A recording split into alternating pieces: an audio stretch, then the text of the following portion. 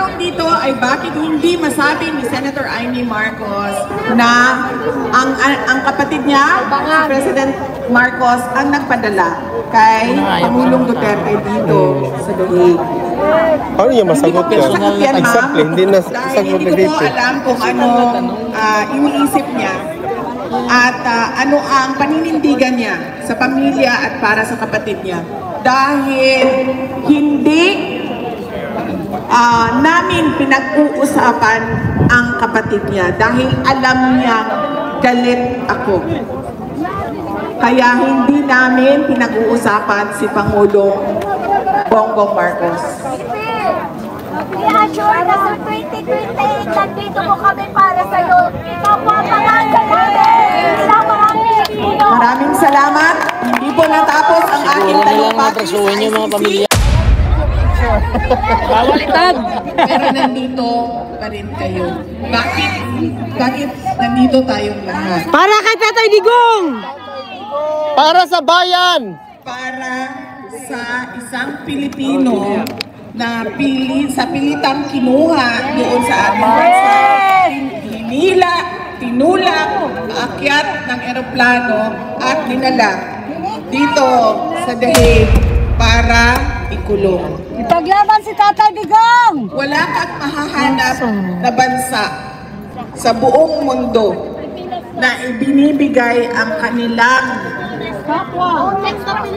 kababayan sa mga dayuhan. Only in the Philippines! Only in the Philippines! Nakakahiya man na nakikita ng buong mundo, pero ganon ang nangyari sa dati nating Pangulong Rodrigo Duterte.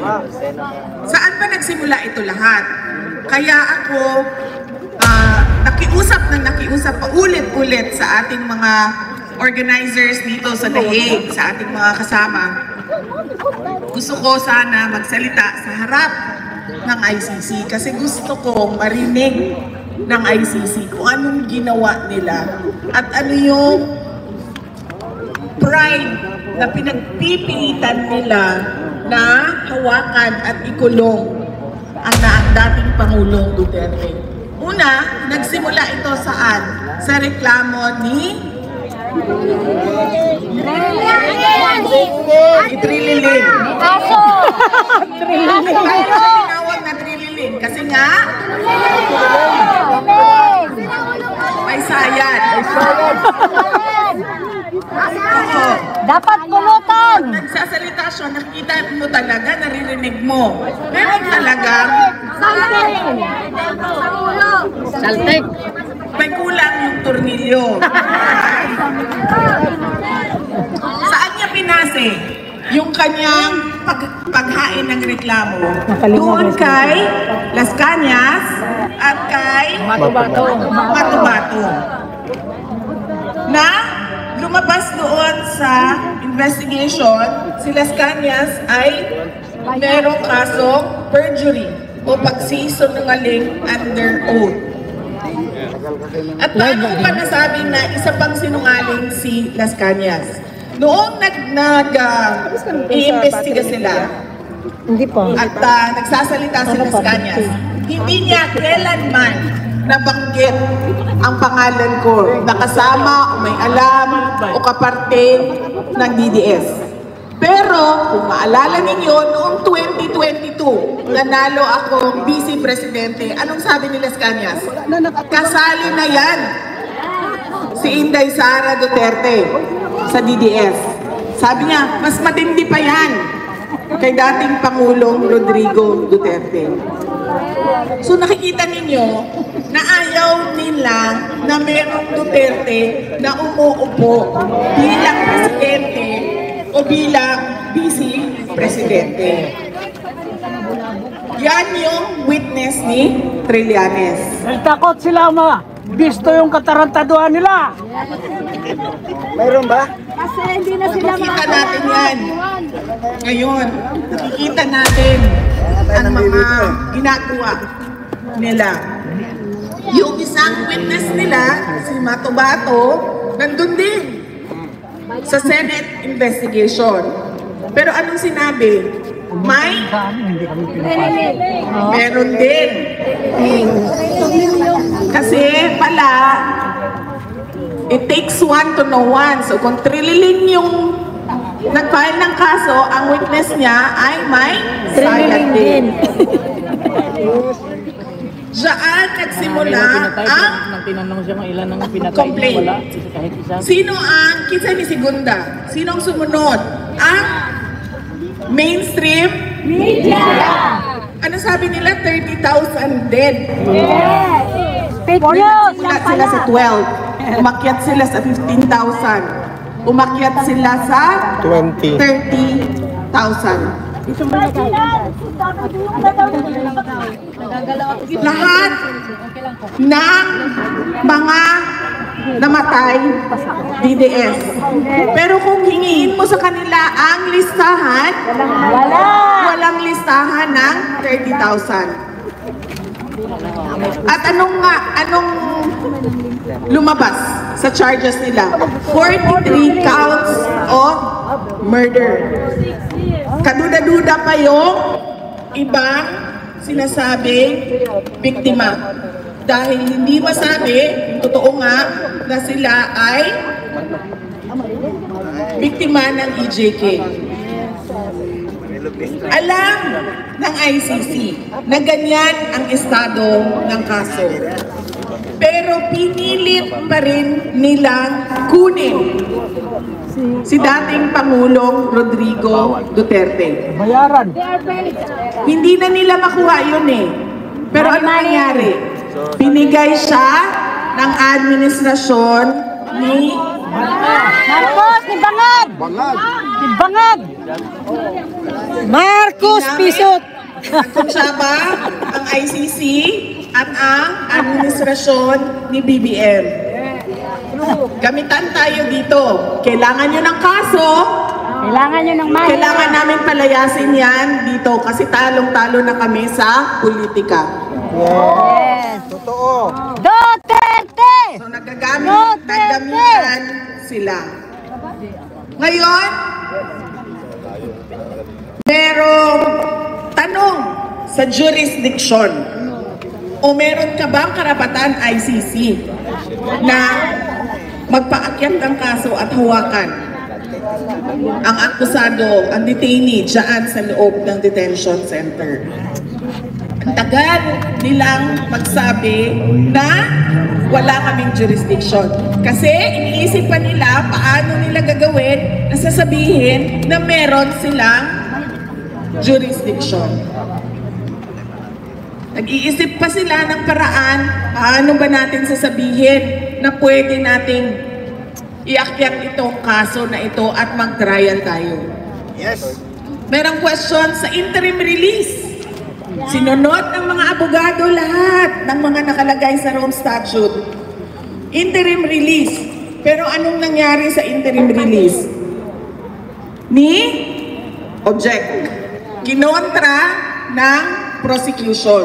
Kaya sinabi ko, bakit pa ba?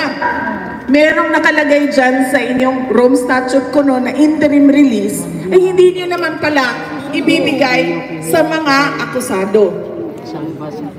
So merong tao dyan sa loob ng ICC detention na nakakulong na ang pinagbasehan ay Marites. Chismis. Mga chismosa! Galing sa mainstream media na kontra sa kanyang mga prinsipyo at paniniwala. Meron tayo dating Pangulo na nakakulong dahil ginawa niya ang kanyang trabaho para sa bayan. Ano ba ang ICC? Crimes against humanity. Maayos pa po ang Pilipinas! Hindi natin kailangan ang ICC. Correct! Totoo yan. Nakikialam ang ICC sa ginagawa natin para sa bayan natin. Nakikialam sila sa governance ng ating bayan.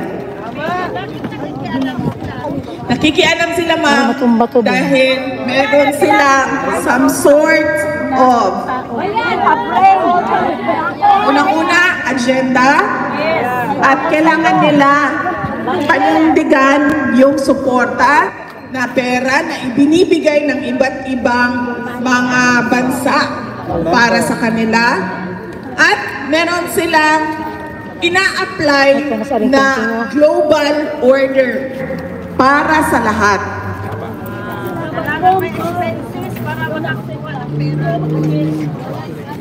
Pwede ba yun? Nakikialam sila sa pagpapatakbo o sa gusto ng mga sariling Pilipino para sa kanilang bayan o sa Pilipinas. Pwede ba yun?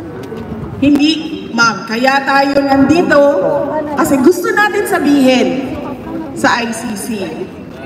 Bitawan nyo na yan. Huwag nyo kaming pakialaman. Dahil bansa namin ito, kung ano yung gusto naming mangyari, kami lang mga Pilipino ang magdidesisyon.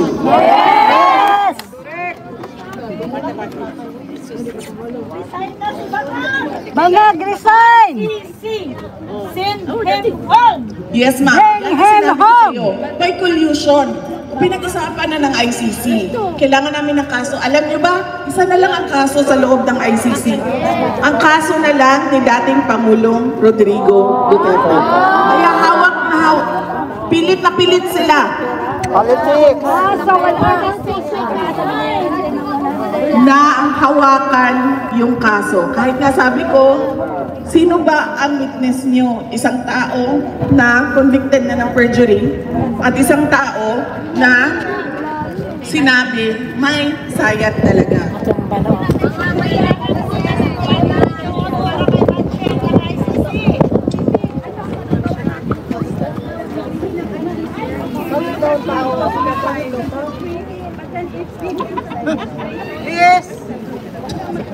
Hindi nila pwedeng gawin yan sa isang Pilipino, ma'am, na gustong bumalik sa kanyang bansa. Switzerland! Sa Davao City, ma'am, tatanggapin namin.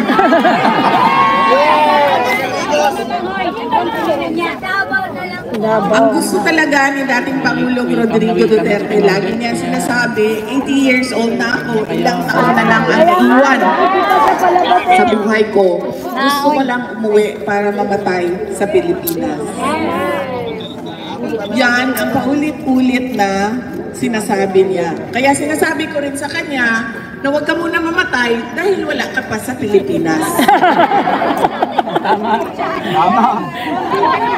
Di ba, ma'am? Yes, ma'am. Taka? Nagpo-protest na tayo over the world. Yeah, exactly. Na tayo, meron na tayo mga magagaling na abogado. Parang hindi tayo pinakikita ng mundo. Ano ang dapat namin gawin? Tayo ng ICC. As a Dutch citizen, ma'am, pwede ka sumulat sa Dutch government. Bakit kayo may participation sa pagkuha ng aming dating Pangulo? Pinapasok ninyo dito sa inyong bansa, nakita ng lahat ng buong mundo na tinulak siya sa eroplano. Pero pinapasok ninyo dito sa inyong bansa kahit walang passport. Hindi pwedeng gawin yan. Pero lahat sila tahimik. Pag-ikaw sa Presidente VP. Go, go, go! Ako nagtatay.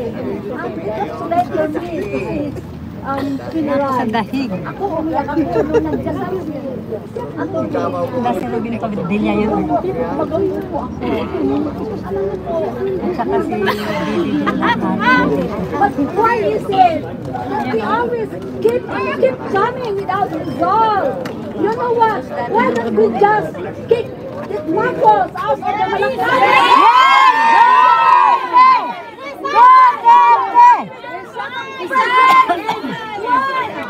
We have no right. We Filipino is trying to kick back his countrymen from his own land. No one. Darating tayo dyan, ma'am, sa ginagawa ng administrasyon ngayon sa Laban lang! Duterte! Malapit na! Pagod po kami balik. Kasi hanggang dito na lang pa kami. Sinigaw kami ng sisigaw. Bawal mapagod. Laban, Duterte! Ngayon, ano ang nangyayari? Laban! Nagsisigawan na. Hindi na kami hanggang dyan lang po. Bigli! Alam niyo po, hindi pa ako na maglayo na ako doon. It's happening in Abuja and storm. Hello. So this is pain for us. It's pain for all of us. So there must be a legal. There must be a pressure. Ferdinand Marcos, please!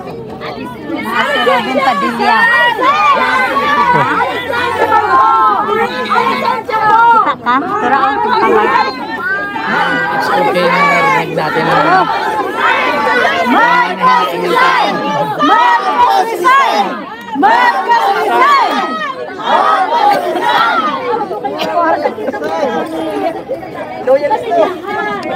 Kahit kami, kung kailan kami dito, pero ang mga bayan namin, Marcos resign! Kami doon!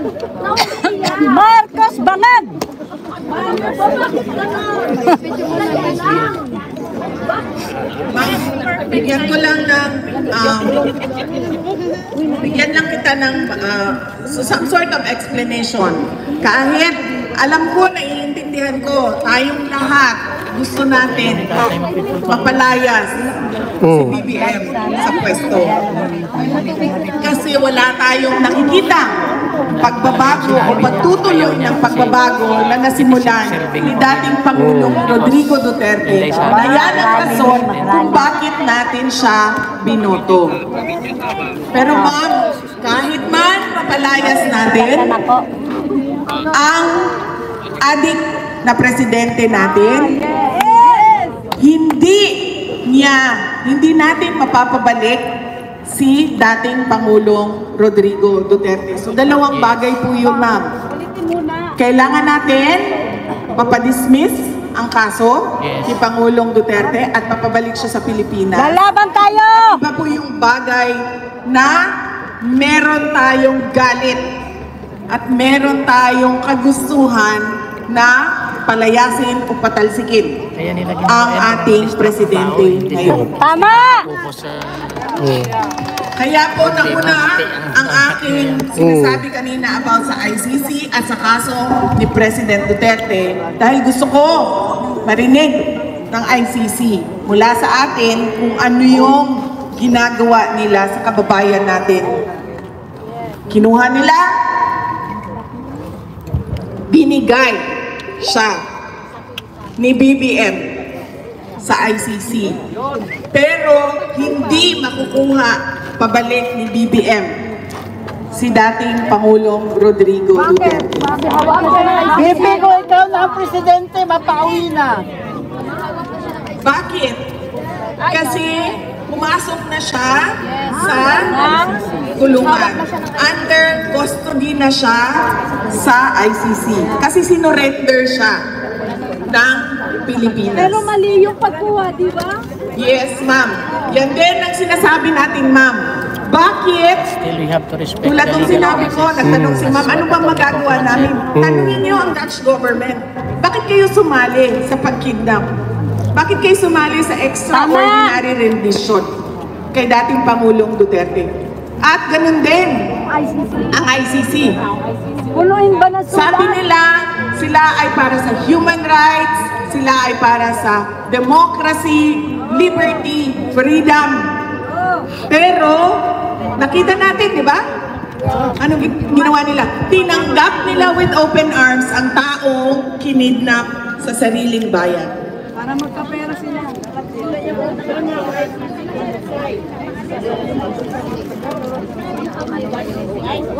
Sigaron pa ta, ubuhon pa ta nga ang isunod ang ano, isunod ang Yes, ma'am. Pero, hindi dahil sa ICC. No. Kundi ang Interpol ang sinunod.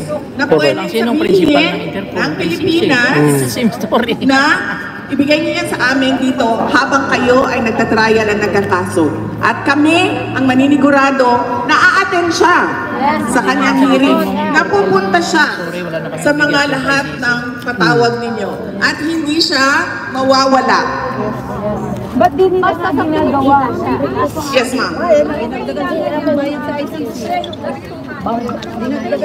Kasi ano eh, pumunta ako. Tamang proseso.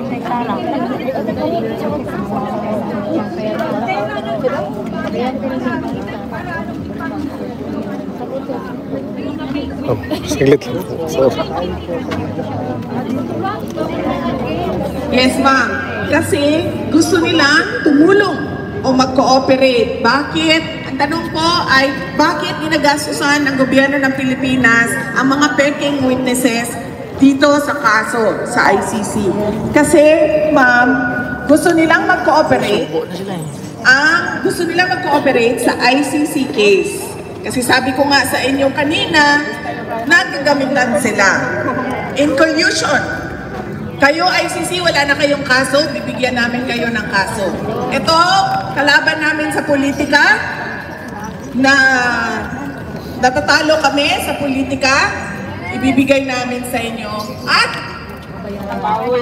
sa inyo na yan, ikulong nyo na yan para hindi na siya makabalik sa bansa. May tanong po ako, kung kami pong mga Pilipino dito sa European countries, magkakaroon po kami ng station sa European Parliament, magkakaroon po kami ng Work that way.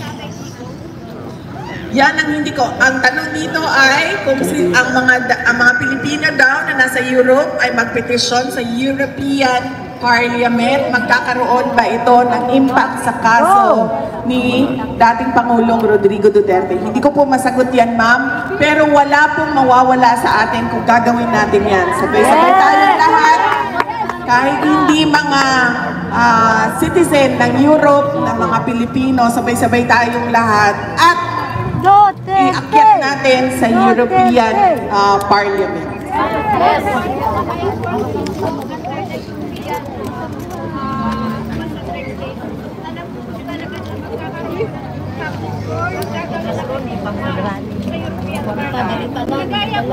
Live ang tapos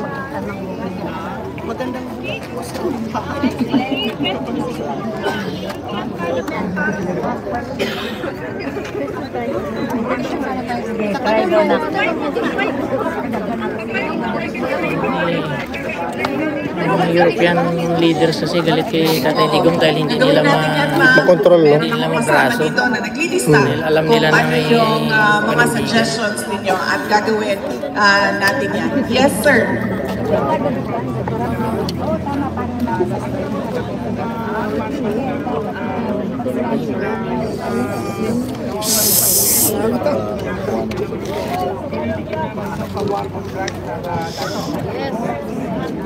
Opo, ang tanong ay, ano na naman itong issue na mga missing sabongeros na gustong ikakit Na naman dyan. sa war on drugs ng dating Pangulong Rodrigo Duterte. Isa po yan sa mga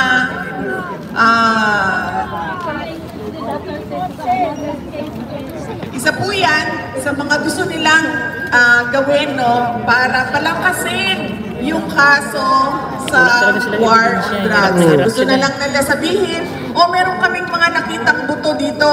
Buto ito ng EJK ng war on drugs ni Duterte. Yan lang po, napakasimple.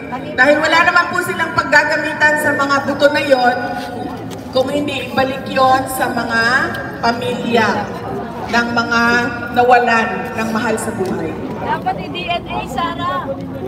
Ano yung boto yun? Ay,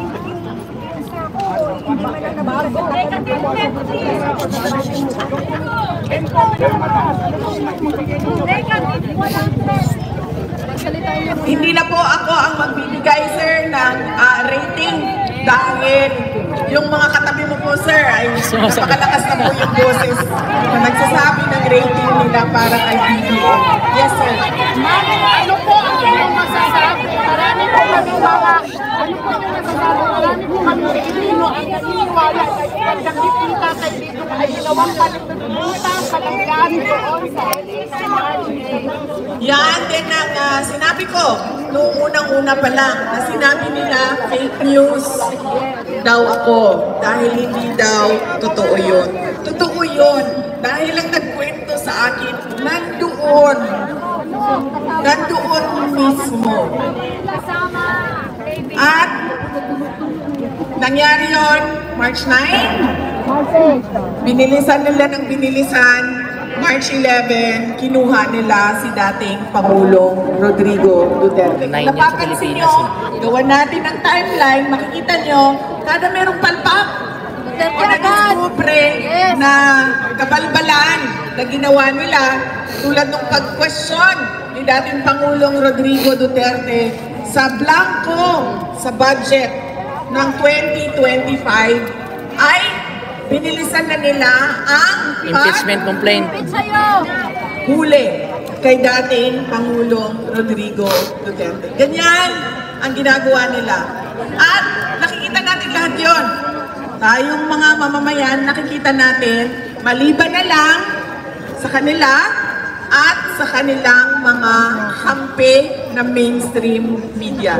Dahil walang nagsasalita doon sa Pilipinas.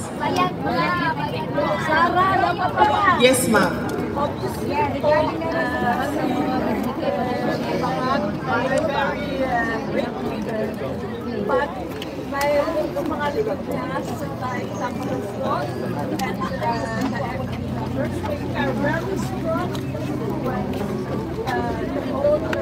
Ayan po mga kaibigan. Pasama po lang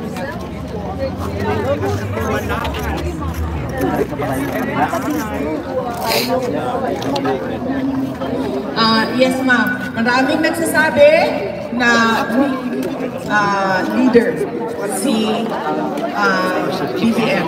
Pero sa akin lang, ma'am, Tawat na, init na. at ito, opinion ko lang.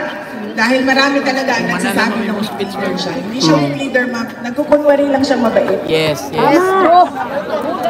Nagkukunwari siya na mabait. Gusto niya ipakita sa lahat ng mga tao na mabait ako.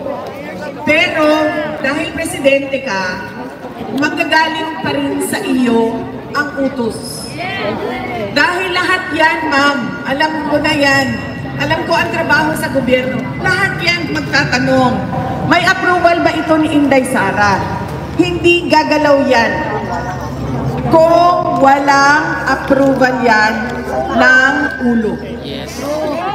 Kaya, hindi siya weak leader para sa akin. Ang basa ko sa kanya, gusto niyang ipakita na mabait siya ng Marcos. Hindi siya tulad noong kanyang tatay. Hindi siya yung Marcos na diktador. Ang kanya ay low-key ang kanyang gusto i-project sa ating lahat. Kung nakikita nyo, lagi niya sinasabi, wala naman akong problema kay Inday Sara. Pwede naman namin pag-usapan yan. Pero, noong nag-uusap pa kami, ano ba ang ano niya? Ano ba yung sinabi niya sa akin? Wala. Nagtanong siya sa akin, ano bang mga project? Sinabi ko sa kanya, may nangyari ba? Wala. Tapos na itong administrasyon na ito. Midterm na sila. 3 taon na ang lumipas, pero wala pa rin tayong nakita. Sana hindi mo na lang iginampan niya. Kulang na ang 3 taon para sila ay gumawa ng big ticket projects o malalaking development projects para sa ikauunlad ng bansa. Dahil gaano ba katagal gumawa ng project? 9 years. Inubos na yung pera. 6 years lang ang termino ng presidente. Kaya kailangan ang continuity. Dahil kailangan mo isunod, ituloy yung ginawa noong nauna o nakaraang presidente. At yun ang sinabi na sa atin lahat. Yes.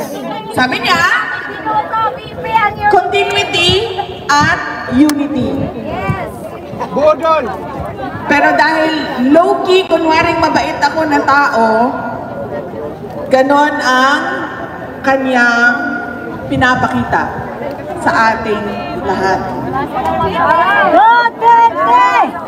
Duterte!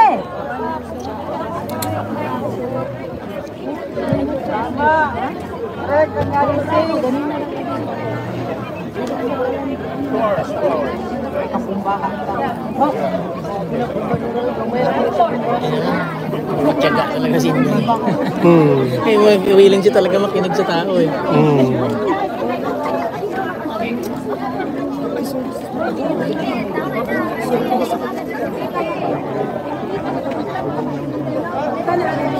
sa sa atin yan, sasagot na lang tayo na common sense na lang yan. Pero matyaga talaga, bilib talaga, willing siya talaga, Duterte! willing talaga siya makinig. Nakatao talaga sila.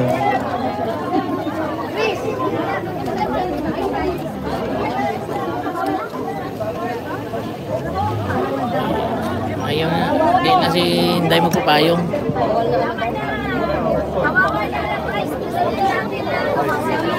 Mainit na mainit! Ang tanong dito ay bakit hindi masabi ni Senator Amy Marcos na ang kapatid niya, si President Marcos, ang nagpadala kay Pangulong Duterte dito sa Dahig. Paano niya masagot yan? Sagot yan, ma'am. Exactly, hindi na Dahil sagot hindi na ko dito. po alam kung ano iniisip niya at ano ang paninindigan niya sa pamilya at para sa kapatid niya. Dahil hindi namin pinag-uusapan ang kapatid niya dahil alam niya galit ako. Kaya hindi namin pinag-uusapan si Pangulong Bongbong Marcos. I-assure na sa 2028, nandito po kami para sa'yo. Papapangalan namin sa mga Pilipino. Maraming salamat. Hindi po natapos ang aking Siguro na lang talumpati matrasuhin yung mga sa pamilya ICC. nyo ha. Ako nang bahala na ipagpatuloy yung aking mensahe sa iba't ibang plataforma dahil ang ating mga kababayan sa Korea ay ganun din ang kanilang gagawin. Gusto nila ng rally na makita ng mundo kung anong kamalian ang ginawa sa ating kababayan na nandyan sa loob ng detention center. Magkita-kita po tayo mamaya. Yes. Pahinga mo. Dahil ako po ay hindi European at hindi ko na kaya ipapili.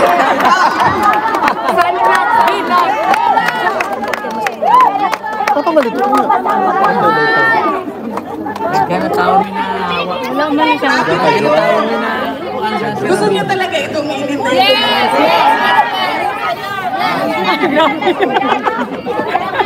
Nagulat Ito kayo magkakasakit. May ano pa ba? May picture pa ba? Sa lahat ng ito, ako lang palang magkakasakit. Pinanito na lang. Ayaw pagkasakit kay magpresidente pa ka. Ayaw natin ng araw sa Pilipinas, araw-araw ito. Minsan lang ito. May hinahanap akong Pinay. Ano, Alvin? Sa papicture ako, Riking King. Oo.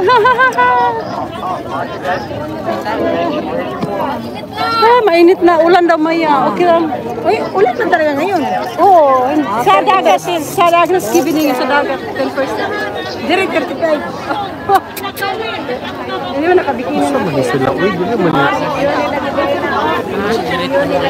Ako din ma, kahit ako man, gusto ko rin na talaga.